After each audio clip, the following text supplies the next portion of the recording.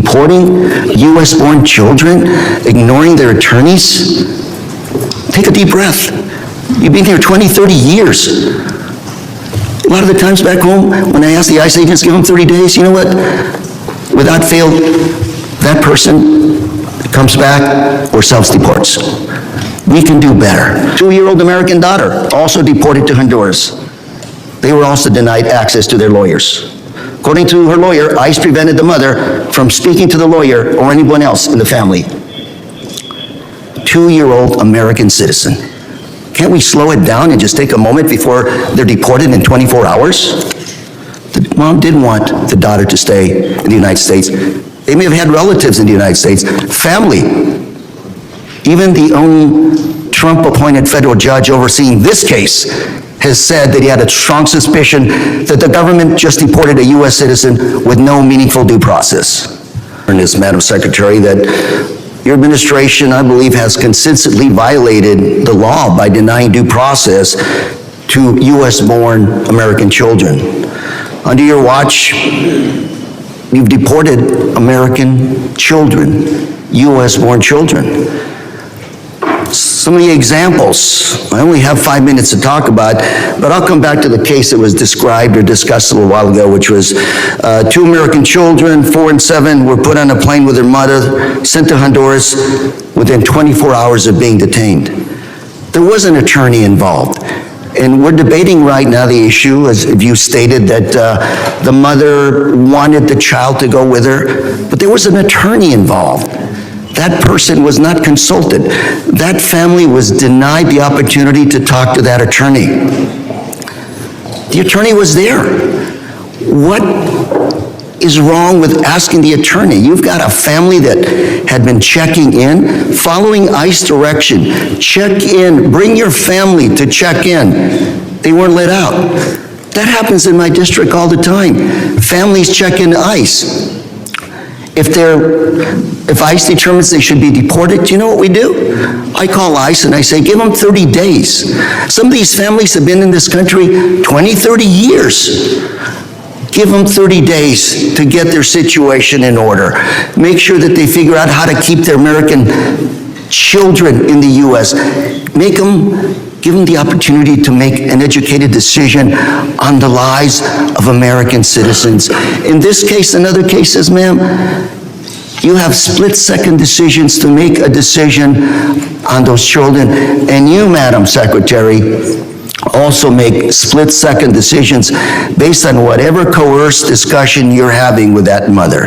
And I say coerced because when you're scared to death, your life is about to change, and you've got an attorney next door that you will not permit that family to consult with that attorney, you got an issue.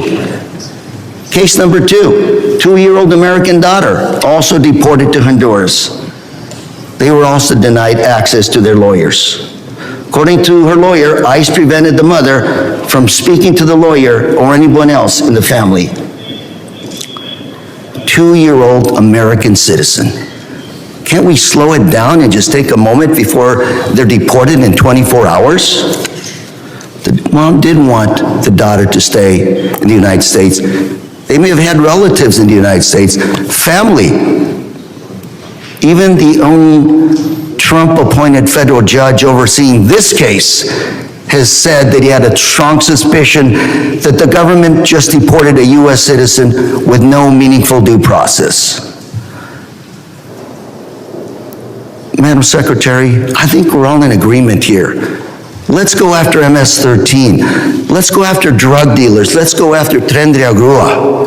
The bad folks who hurt my community as well as everybody else's community. But I fail to see where a child, 2-year-old, 4-year-old, 7-year-old children could be on your top of priorities for deportations. This is still America. Due process, the Fifth Amendment. Madam Secretary, I know ICE agents. I deal with them all the time. I've toured the southern border, blue uniforms, green uniforms, talking to them about what they need to do the job. More than happy to have that discussion with you, publicly or privately, but deporting U.S.-born children, ignoring their attorneys, take a deep breath. You've been here 20, 30 years. A lot of the times back home, when I ask the ICE agents, give them 30 days, you know what? Without fail, that person comes back or self-deports. We can do better. Madam Secretary, I'm going to ask you one last question in 9 seconds. You're under oath. Have you fired, retired, dismissed any DSA agents that have not followed your policies? What kind of agents, sir? DHS, Homeland Security agents. Yes. Specific law enforcement officers? Yes, ma'am. Officers under your watch. I haven't given any specific orders to any law enforcement officers under the Department of Homeland Security. So there are, within the Department of Homeland Security, 280,000 employees. 47,000 of them are Coast Guard individuals. So, 230,000 individuals are employees, and we're very proud of the work that they do. Thank you, Mr. Chairman, for recognizing that it's Police Week. We have many agencies that have law enforcement officers in them that get up every single day to serve their communities and to make sure that our laws matter and that they're enforced appropriately and that no one is treated differently than someone else. Congressman Lou Correa brought the receipts and called out her department's actions in plain, devastating terms.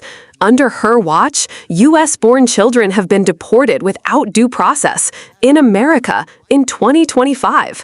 And when pressed for accountability, Noem dodged, deflected, pretended it wasn't happening, all while insisting she's focused on protecting Americans.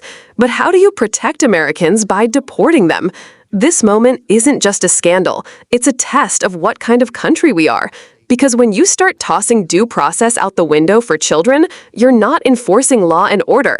You're erasing the Constitution.